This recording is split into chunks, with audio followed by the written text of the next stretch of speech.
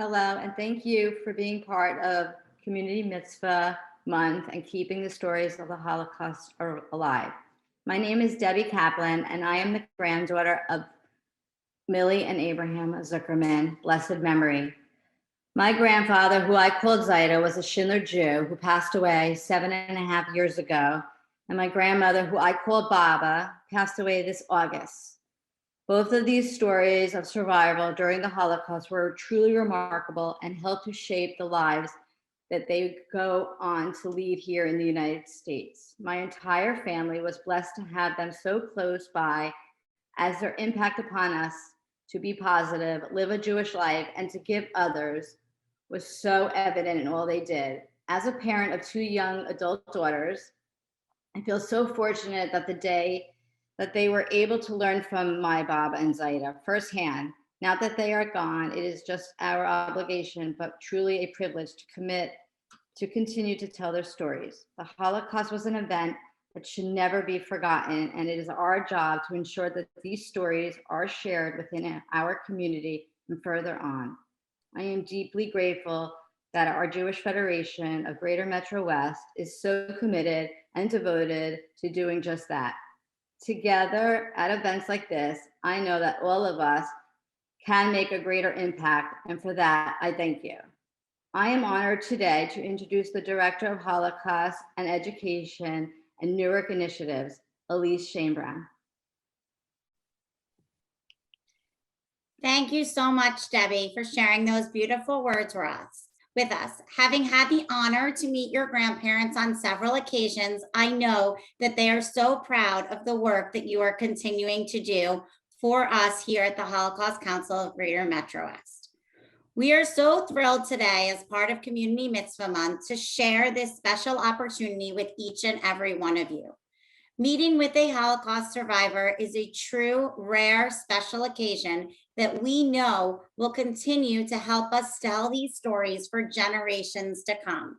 And we look forward to bringing new ways to share these stories with all of you to provide inspiration to do better in the world and strive towards always helping others. I truly pray every day that we have Holocaust survivors speaking for us for years to come. But we also know the reality that is setting in. With 76 years towards the end of the Holocaust approaching in May, we know that it won't be long before we do not have survivors left to share our stories. And it is our obligation to continue to tell them so that everybody remembers, not just for us as the Jewish community, but for all to remember that what happened during the Holocaust and hatred is not okay. So I ask today that as each and every one of you listens to the story of Luna Kaufman, that you make a promise. Please promise to share her story to at least one other person in the next 24 hours.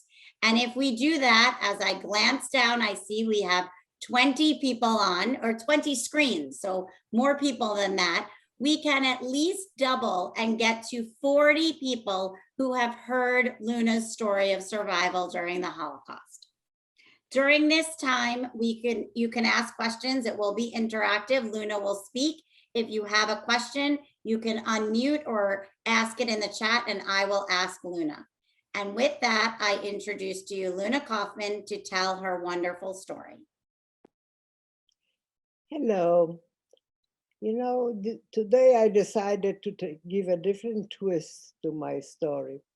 I feel that you can really find out all kinds of stories in books and essays and so forth. And a lot of videos were made, and the facts of what has happened are quite known to a lot of people. But I think what I wanted to address myself, that you each one examine your attitude toward the society and see whether anything that you do is dedicated by ethnic or religious or racial prejudice in one direction or the other. We are all pointing fingers on others and don't think of examining your own attitudes. This is where this whole thing started, because people did not watch who they were hurting, how they were hurting. I remember when the war broke out, I was 12 years old. My father came home. We were all getting up at that, as a matter of fact, we go to school, and he was going to work. And all of a sudden he calls up and says, children, come see, the maneuvers are so wonderful, because our windows went in the direction of the airport. And look at that, this plane is coming down and it looks like it's so real. It was real. It was the first German plane that was shot down over Krakow. And not long after that, the German army entered, and all of a sudden we hear a pounding of the boots going up the stairs together with my father. And he comes in with the Austrian officer who was part of the Nazi party. And he says, look, this is all propaganda. This man was an officer together with me in the First War. We were the best of friends. And what are they telling that the Nazis will do something to us, that they will harm us? Little did we know that this was the reality and what was coming. But we kind of looked always toward Germany, strangely as it might sound when I say it. But I think Germany was looked upon before the war the way the world looks at America, as the country of most intelligent people and most educated people and active, and everything in superlative. Nobody traced the idea that the prejudice was building up and that they were going to do anything to us. So as a result, any step that they took, we always said, oh, it's just temporary, that will pass by. The first step that they took us out from our apartments. We lived in a house that was built by my grandfather on a property that belonged to the family members, or as far as I know, to 17th century. I didn't track anything any further. One of those days I might. And we lived in what you would call today a Reform Judaism. We were very strongly Jewish. There was no question about it, but we were not quite as observant as the people who lived in the Jewish quarters. And our Jewish identity was never in question. My father, every Saturday, he went to the temple, and from there he got on a streetcar and went to work. But he would never, ever miss a Saturday service. And we were very comfortable with that life, and we had a lot of Christian friends, some of whom showed up during the war to be very helpful to us, but some of them were different. Right before the war, there was a very big influx of incidences where the students at the university were very anti-Semitic, and they formed groups that were roaming the city and beating Jews and doing harm to Jews. And one day, in front of our house, a group of students attacked a man, and they were beating him very badly. And all of a sudden, one of the students that was a member of that group looks and says, oh my God, his father was a priest when he was a young man. And then he fell in love with a woman who was studying to be a nun. And the both of them left the convent and decided to get married. But being a devout Catholic, he was wearing always a black suit and a beard. And when the anti-Semitic students, we call them the index, who are the university students, when they saw him, they attacked him and they started beating him, assuming he was a Jew, till this boy recognized that that was his father they were beating. the circumstances were just atrocious. The hysteria of anti-Semitism took over the country in a tremendous way. And once the Nazis came in, they did have quite a lot of cooperation. I grew in where I grew up anyhow. It was Krakow, Poland. Krakow was a very big center. It was the capital of Poland from its inception, since 1st century till 17th century, when the capital was moved to Warsaw.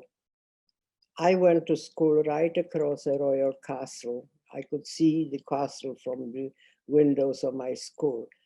And it so happened that we were going to city school, and the school was, we were assigned there. And since this was not exactly in our neighborhood, we were like one of 2, 3 Jewish kids in the class. I somehow managed to be a president of the class all the time. And I didn't have very much problem. As a matter of fact, in the 2nd grade, one of the girls called me a dirty Jew. So I had a fight with her and I knocked out her 2 front teeth. When we were taken to the principal's office for punishment, she was punished and I was not punished. Our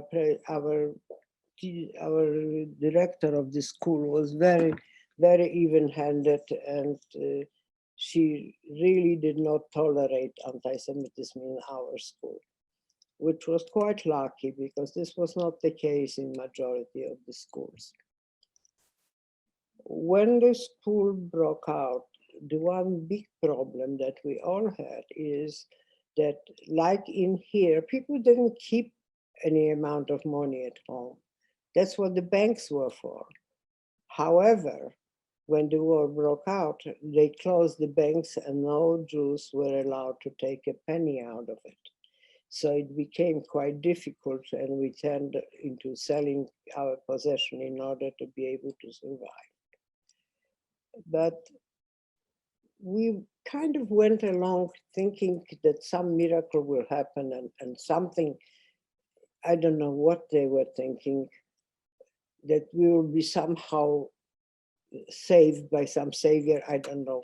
You know, when you look back and you see what happened later on, you look at it very differently than when you're in the midst of everything. And first they took our money, then they restricted our shopping to only to the stores that were assigned for Jews to get supplies, which doesn't sound very terrible. However, the supply in those stores was much more limited. It was much more difficult to get any kind of produce or any kind of food in them. I was not yet 13 till the end of November of the year. And if I wasn't wearing the armband that all the Jews were ordered to wear, I could go to the non-Jewish store and buy the supplies. But when they ordered us to wear the armband, even so I wasn't 13 yet, I decided that I'm going to wear it, and I don't care whether, if other Jews don't have the supplies, so we won't have it. You know, I did not feel the responsibility for a family, so it was much easier for me to say it. But my parents were very tolerant, and they really let me do it. They knew that I wanted to demonstrate my belongings in the Jewish community. And this was the first step, and they would catch Jews on the street and assign them to work, shoveling snow on the street and doing what they called a degrading work. But we kind of went along with it at first, being completely stunned by what was happening. But unfortunately, they didn't stop at that. No, very soon after, by the spring of 1940, they decided that the city has to be what they called Judenrein, clean of Jews. And they forced all of us to leave the city and assigned us to living with peasants around the city. It doesn't sound very terrible in here because the suburbs are here the preferred place to live. Over there was a very different story because when the streetcar ended, that was the only communication we had because cars were very limited at the time and the taxis were very limited and very, very few people had private cars. So these outskirts of the city were really villages. Some of them didn't have electricity even, and they didn't have running water. You had to depend upon well water. So being ejected from the city created a great problem. We were assigned to live in a peasant's house where they had only 2 rooms. One was occupied by the family of 4 people, and the other one was occupied by us, who were also 4 people. And there was only cold running water, and the water was not only cold running, but it was only from the well outside of the living quarters. So any drop of water that we wanted to either drink or washing or what, we had to bring in pails from the well. And what was even worse than that was the situation that they spread the whole family to all kinds of different villages all around the city, outside of the city anyhow. And the transportation was very limited. And obviously there were no phones. This was 1939, 1940. Phones in private homes didn't exist. And it was quite a hardship because we didn't know what was happening to the others. We didn't know what was happening in the world because we weren't getting a newspaper and we weren't getting any communication. Some people had radios. I don't know, my father was very much opposed to the radios for some reason, which I will never know. But he felt that this was for propaganda purposes. I don't know. I was a little kid and father said, no, you didn't even question it. We lived in that out of town for about 3/4 of a year. And then they announced that they're opening a ghetto. And as strange as it might sound to you today, we welcome the idea that there will be a ghetto, which means that we will be with all the other Jews and we'll know what's happening with the family and what's happening with the community. And they loaded all our belongings on a horse and buggy, and we proceeded to go to ghetto. When we got into ghetto, we were again assigned into an apartment where they assigned for the 4 of us half of the bedroom of the other people. The other people were owners of a bakery, which was in the courtyard of the building. And they were very, very Orthodox, and we were not religious. We were, what I told you, we were Reformed Jews. So it was a little complicated living there because my mother was always, sharing the stove, which was about, I think, 4x4 black metal stove that was coal heated, and for Saturday we had to cook for the 2 days, and we had no refrigeration. But being that they were bakers, what we were able to do is put together a chulent, which is a dish of barley and beans and some meat if we were lucky to have it that week. And you put it overnight into the bakery oven because the oven is still hot from baking bread the day before. And by Saturday we had a hot meal. So we were the privileged one. And then we had to go to work. They didn't want anybody to sit idle. And my father and my sister were assigned what they called the Barackenbau, which was a unit that was building barracks. It showed up that this was later run by Schindler, the one who was running the Schindler's factory that wound up to be this Oscar-winning movie of Schindler's List. But they took them out of the ghetto, and that's the last we saw them. And I stayed in the ghetto with my mother. And somehow for a reason I still don't know why, I went to the work employment office.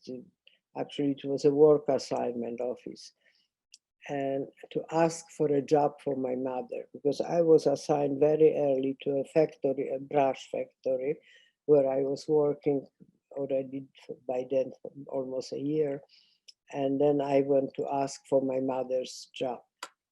I will never know why I was the one to go to ask for her job rather than her going. But regardless, I came in and the woman asked me whether I knew how to knit. And I was quite a good knitter. I said, yes. So she said, if you make a bag to a sweater for my boyfriend, who is having birthday end of this week, then I will give you an assignment for your mother. I spent the whole night and I did make the sweater, and I made the back to the sweater. Obviously, I couldn't make it big enough because I didn't have enough time. So I made it smaller and soaked it in water and stretched it and gave it. And she was very happy with it. And she gave me an assignment from my mother also to work in the brush factory. Little did I know how life-saving that situation was, because it wasn't long. Mother worked on a few months over there at the brush factory with me, but they were liquidating the ghetto, and nobody who didn't have an employment could enter the concentration camp. You know, it sounds now a little ridiculous that the big reward was to go to the concentration camp, because the alternative was that if you didn't go to concentration camp, you were shot on the spot. So we were all happy that mother has the papers, that she has the permission to go to work. And as they took us on a march, I don't know, there's few miles from the ghetto to them. I don't know exactly how many miles, but as we were on the way already, where mother noticed that her pocketbook and her documents were in her pocketbook, and it was all missing. That meant an instant death upon entering the camp, because she wouldn't have papers to show it. We were absolutely frantic. And we kind of stayed behind and letting everybody go forward in order to avoid the situation of having to show the papers. We didn't know what we would do. And all of a sudden we heard somebody calling my mother's name. What happened was that I had a girlfriend who was working with us at the brush factory, and she was kind of a nosy kind. And she was going and she saw a pocketbook laying on the floor, on the ground, and she picked it up and looked what was in it. And she found my mother's paper, and she realized that this is her entrance to the camp and a ticket to live. So she was yelling for her, and mother was able to regain the papers, and we safely entered the camp. Half of the ghetto that day was shot because the people didn't have the documents. And we wound up in the ghetto, and we wound up working in the brush factory. But working in the brush factory was very difficult. It was run by the Hasidic Jews, who had their way of doing things and thinking, and they were very difficult on us because we wouldn't wear the long sleeves, and you know, we would do as pranks. We would go, when two men were standing, we would go in between, which was totally forbidden by the Orthodox Jews. But we got along and we were working, and that was our safe haven that we had the job to go to. On the high holidays, all of a sudden, the Hasidic Jews decided that they're not going to work, they're going to pray. That's the only thing. And there was no way of persuading them how dangerous it would be for all of us. And they said, no, it's high holidays, that's what they have to do. The barracks were low, and through the windows, you could see the people inside, and they would go outside. They didn't want at first to mix with the people inside too much, because I can't say that we were the cleanest at that point, because there was no facilities for proper washing. And they were passing by the windows, and they saw the whole group of Hasidic Jews in the center of the room praying with the prayer shawls and so forth. They decided to come in, and they started beating the people very brutally. And among the Hasidic men was a young man. He was a teenager who was just married about a week ago, and he was among the praying ones. And when they took him to give him the beating, his wife was also working in the same factory with us. And she came running, begging them to stop it and not to beat him so badly. And knowing that this life meant something to somebody, they shot him on the spot. And it was a horrendous scene. Half of the people ran away, but I was by the door. My table was at the door where I was working, and we were ordered to sit and work non-stop, absolutely without any interruption, anything. We had to be completely employed. And it was frightening, because all of a sudden, after all the beating, where a lot of people escaped. I didn't want to escape because mother was in the same room, but she was deep in the room. She was not near the door, so she could not escape. I just didn't want to escape. And I was left the only one at the table. And as the Nazis were leaving, one of them stood behind me and watched me work. My hands were obviously trembling, as you can imagine. And I heard a click, thinking that he must have taken a cigarette. They carried a silver cigarette cases, and he was closing his case because he took out the cigarette. What happened was he put a gun to my head and pulled the trigger. That's the click I heard. I found out later. And when somehow, after shooting all the other people, the gun was empty. And he looked at it, and he looked around the room, and nobody said a word. I looked up and I saw my mother, as white as a chalk, but sitting quietly without moving her eyebrow. And I found out that he just looked around the room and saw that my life didn't mean anything to anybody, so he didn't pay for him to reload the gun and shoot me. This was in the fall, but by the winter, they decided that they're going to take us to another camp. And we went to, for the night, they put us in for quarantine in a barracks. They selected the ones that they're shipping to the other camp. And the whole night, the women were crying. And I said, you know what? Whatever will happen, will happen. I'm going to sleep, stop the world. I want to get off. And I slept through the night because I just couldn't face it, and I didn't want to know it.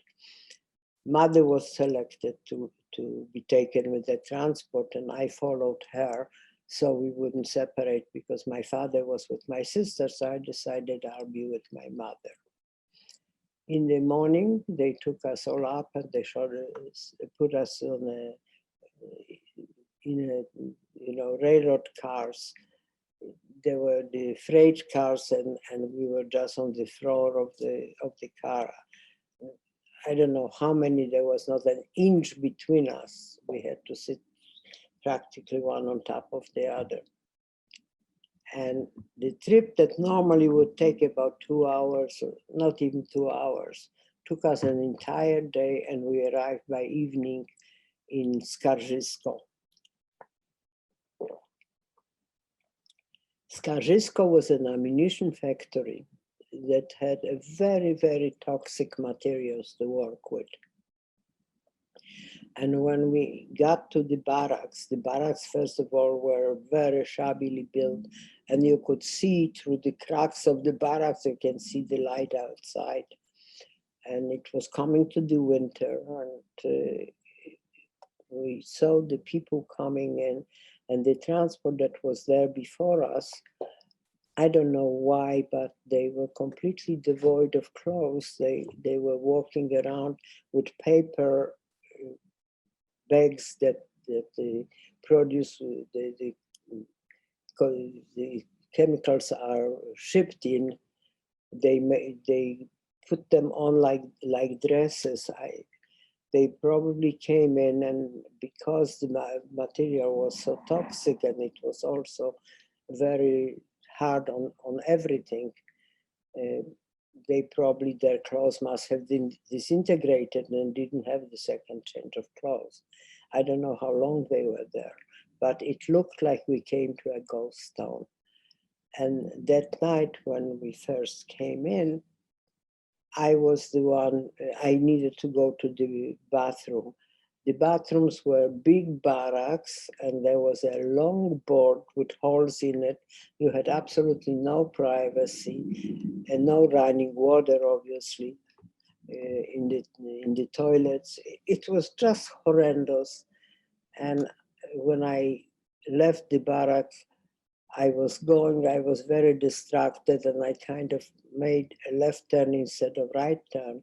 And I came across a crate that was completely filled with naked body, with dead bodies. I was absolutely besides myself. I was at that time 14 years old, out of a very nurtured home, and all of a sudden I'm facing something like that. I was absolutely distraught, but there was no choice I had. And so I started walking, but somehow I got lost, and I walked in the opposite direction. And a man came up to me and he said, "Look, it's almost a curfew. If they find you here, not in your barrack, they're gonna shoot you. I'll take you in." And it showed up that this was the assistant of the ghetto commander. Not commander, this was the Jewish, I don't know how you would call them. He was in the administration, he was a terrible, he was a Jew, but he was a very difficult man, very, very brutal, very difficult. But he somehow developed a rapport with me, and I was talking to him, and I told him that how does it feel to be such a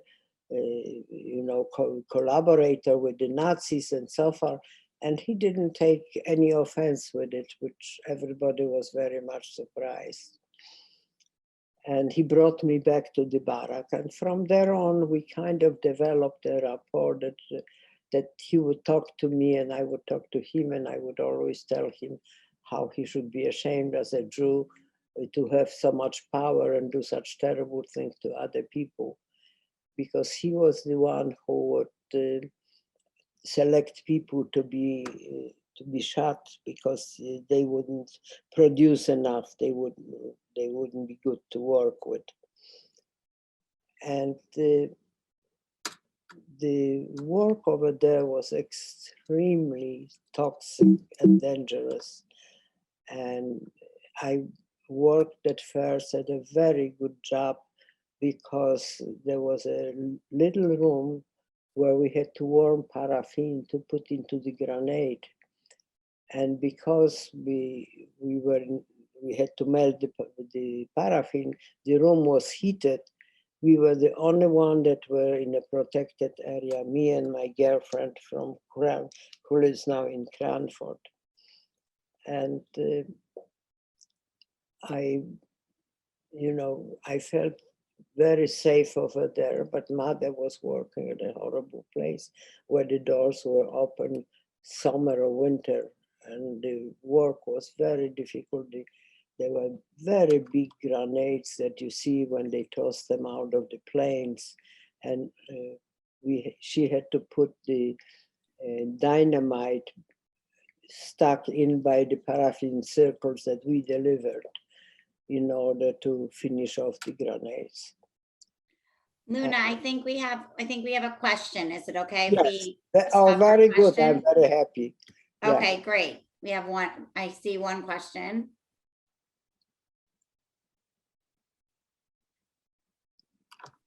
I don't hear anybody. Hold on. Yep. Luna, Yeah. is that, how do you think your experience during the Holocaust has shaped your life so far? That's what I really wanted to basically talk about today, and I kind of got on a tangent. I think that what influenced my life very strongly at that time, after all the experiences, that you have to really keep your eyes open. Each one of you listening to this should examine, how do you feel about different race, different religion, different gender? Are you really somebody who is not prejudiced, who is accepting of others?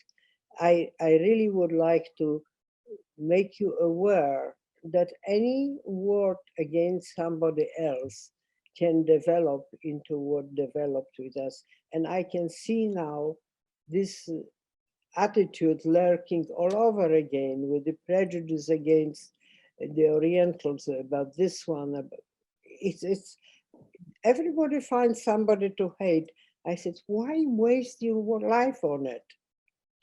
And why create such a havoc in the world? Why can't people learn to tolerate each other and know that there are differences, and that those differences can be cultivated and used to our advantage rather than harm? I don't understand it. And I think what I was very fortunate that someplace along the way, I met Sister Rose. Sister Rose was a nun who devoted her life to fighting not only anti-Semitism, but any kind of prejudice. In the 60s, she wrote her doctoral thesis dealing with the prejudices in the church. And obviously, this was not accepted at the time. And then there was Cardinal Bea, who took this out in 1964 to the Vatican and presented her thesis. And that's when the whole Nostra Aetate was enacted, where the church started looking differently at the prejudice, realizing how much damage was the anti-Semitism and anti-anybody, how much it was. And it was very rewarding for me to be able to work at a Catholic university and get this kind of a support and understanding of the problem, and also fighting along with the Jews, the anti-Semitic behavior of people. It's very, very rewarding to find out that there is a way you can work with somebody, and that there is a way of reaching out to somebody else, that you don't have to be so antagonistic. And there were a lot of, even after the war, there were a lot of incidences of people being beaten to death and causing some harm. people don't learn. It bothers me very much. And I'm very lucky that my mother, I survived only with my mother. My father never, my father and my sister did not survive. But I feel that we really, truly did not have any prejudices. And very frequently I would even examine what I have done, and it's not exactly the way you should be treating others. At times, you catch yourself on those things, but luckily our society is such that they make us aware of it. And we're so fortunate for you to share your story so that we all remember to live our lives in that way as well. We That's have, so thank you. We have a few more questions that are coming in. The next question I see is coming from Lily Kaplan. Yes, hi. I was wondering, when you came to America, did you discuss what happened to you, with your family and your children, or did you keep it in? Did you keep it in? No, I was always very open about it. I was, in a sense, I was quite fortunate because right after the war, my family from America sent a reporter who was their friend, and they sent through him some money to us. And in return, they asked me to take him around because he didn't speak Polish, and he spoke German, so I could communicate with him, but he didn't speak Polish, so I went as a translator. And I wound up end of the summer of 46 in Auschwitz. We went back to the camp and I showed him the camp, and I started right away. I think that this was a very big help to me. Also in 1947, they were making a movie in Auschwitz called The Last Stage, and they were looking for extras, and a group of students went as the extras because we were hoping to get paid for it, which we didn't exactly get paid, but they promised us a pay, but they didn't get it. But because of being in Auschwitz so short and seeing the bunk beds and everything right away, it helped me cope with it, and I never kept it a secret. I never pushed it away. I felt that there was a lot to be learned from people knowing what has happened to us and knowing how to react to it. Thank you. And we are all so grateful that you did do that and that you did share. And one of the things I share when Luna speaks with a lot of the classes is actually, and this is still, March is Women's History Month. And so it's important to share this always, but certainly now, Luna, as far as we know, and is well known throughout the state of New Jersey, when for some reason initially only men were talking and telling their stories, Luna was the real first pioneer woman to be speaking in schools and at churches and synagogues across the state telling her story. So I think that's a really important bit of information to share about you, Luna, and a little bit of a brag to say how great you were to be able to teach this for so many generations for people to come. We have a few more questions coming in. The next question was, how did you come to America? I came to America because I married a man who was already a resident of America. I met my husband at that time, a future husband, shortly after the war, when we both enrolled at the university to study. My mother believed very strongly in education. I enrolled at the university in 47. I finished only 6 grades before the war, and the university permitted us to enroll with the provision that we will make a high school equivalency diploma the first year we are enrolled at the university. So the first year I enrolled at the university, at the conservatory, because I was taking a degree in musicology and doing high school equivalency diploma. The first year was really hard, to say the least. And I don't think that they looked so carefully at our grades, because I cannot imagine I could have gotten a tremendous grade with this kind of a load, and being only having only a high school, sixth grade education before me. And that education really helped me quite a lot. And I was able to finish the college and get my degree at a time that I would have gotten it if I went through normal school, if I never missed any years. And I was very happy that I was permitted to do that. And I then from there on, I always looked for places to work where I could make a difference, when there was some, not just to get the paycheck, but could contribute something toward the society. And it's funny when you say I was the first survivor woman that was sharing my my memories. You know, it's interesting because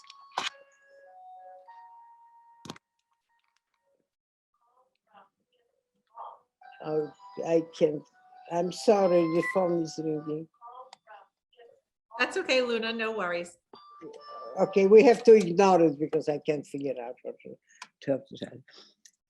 That you say that I somehow always wound up to be the first woman in all the position. I was the first president of our temple in its 100 years history. I was the first president of the opera, first woman president of the opera. And I was the first woman chairman of Sister Rosa's thing at Seton Hall. It's always somehow I wound up to be the first woman. And I remember being very annoyed when the headlines in the paper was that first woman appointed as a president of Temple Shalom. I said, do I have to be extremely bright, something very special in order to get this position? Look at all the men that they, over the years, and they never made it a big deal that the man was a president. Why are they making a big deal that the woman is a president? I was never fighting for women's right, but I always wound up to be ahead of the game. So That makes it extra special, Luna. We have another question. What happened to your family? My mother survived together with me. We, you know, I always laugh because I hear all those big deals now with the women with sexual harassment. Everything is sexual harassment. And I always have one story that I think is very important. When we were liberated in a small village in Germany. And that part of Germany was occupied by Russians. And the Russian commandant came to town one night, and he decided he wants to have a good night with a girl, and brought a big diamond that he robbed someplace from some estate in order to give it as an award to the woman. And he decided that I'm the partner for him. And I knew already how brutal the Russians were toward the women. So I made believe that I am very happy with him and everything. And then I got him very drunk and ran away. And next morning, another woman obviously saw the ring, and obviously she got involved with him. And next morning she came in screaming that he raped her. He would have never even approached her if she didn't go to him. So that now when they have all those, you know, a woman is screaming she was sexually harassed because he called her sweetheart and kissed her hand. You know, I would like to know really the behavior of the women, and it annoys me that they put such a distance between men and women by all those crazy accusations. So I'm always in the forefront fighting for all the rights for everybody. You had some other And do you know what happened to your father and your sister? my Did you ever father, find out? It took quite a while for me to find out that my father was sent to Auschwitz a gas chamber. And it took about 2 years after the war when I found it out, because one of our friends was with him in the transport when he was elected. My sister, it took me many more years to find out what happened. You know, when we came back to Krakow, I would run out to every time a truck came to town bringing survivor, hoping that she survived. Because when we were in the last camp in Leipzig, a group of women came from Auschwitz and was telling us how my sister was in Auschwitz, and we had a cousin from Belgium who was there earlier and worked in the kitchen, and she was giving her food, and she was so well taken care of, and then completely trace disappeared. And it took me a few years till I came across a friend who was together with her. There was a camp called Stutthof by the Baltic Sea. And the last day of the war, they loaded them on the ship and they drowned the ship. And majority of the people were drowned, and she was among them. And, you know, I never got over, I always thought maybe by some miracle she was someplace, you know, found, and she was living someplace thinking that, but the point is that in our family, we had a place to come to look for each other. It was not like other families, they had a rented house or what, they wouldn't know where to look for each other. But we knew that anybody from our family would come to our house and they would find us. And unfortunately, this was true, that we never found her.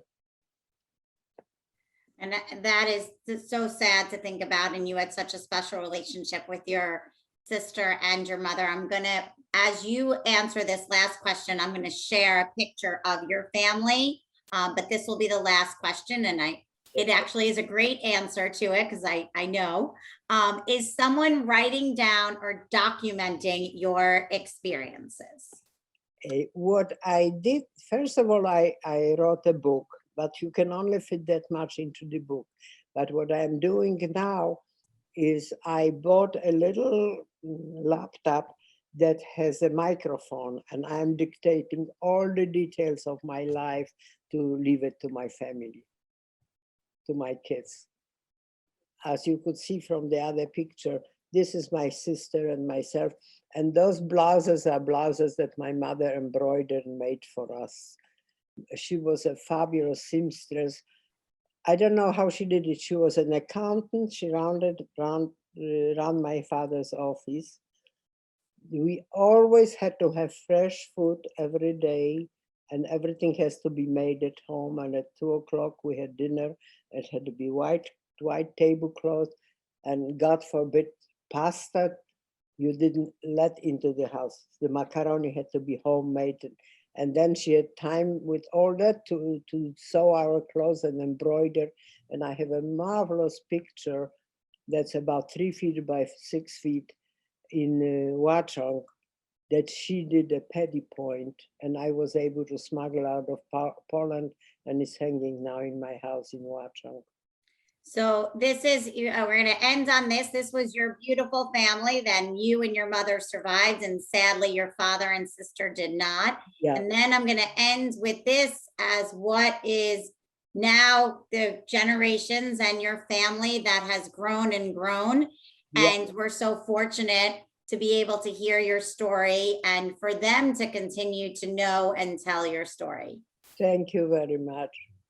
So thank you so much today for sharing with everyone. And as we conclude, I'm pleased to introduce Terry Friedman, the chair of the Center for Volunteerism, to leave us with some parting words. Thank you all so much. Luna, I was so moved by your stories that you shared with us. The most important thing we can all do to honor you is to continue to tell your story. And I encourage everyone to use your social media platforms and share what you learned today. Please use the hashtags #NeverForgetIsNow and IamGMW. We also, as Elise said, want you to call someone or see someone socially distant and personally share what you heard today. So at least one more person we'll know what happened and we can double the impact of today's program by the 20 odds, people that were here today. And after the Passover holiday, we will be observing Yom HaShoah. We hope you will join us for a virtual community-wide commemoration on April 7th at 7 p.m. And please stay connected to what we do at the Holocaust Council, because there are so many opportunities to stay informed and to continue to educate people, participate in the programs that they have throughout the year. And you can be a personal ambassador to carry on the legacy of what Luna has shared with us. And on behalf of everyone here today, we want to thank you for joining us. I'm sorry. And we look forward to seeing you at other community programming. And thank you for supporting Community Mitzvah Month.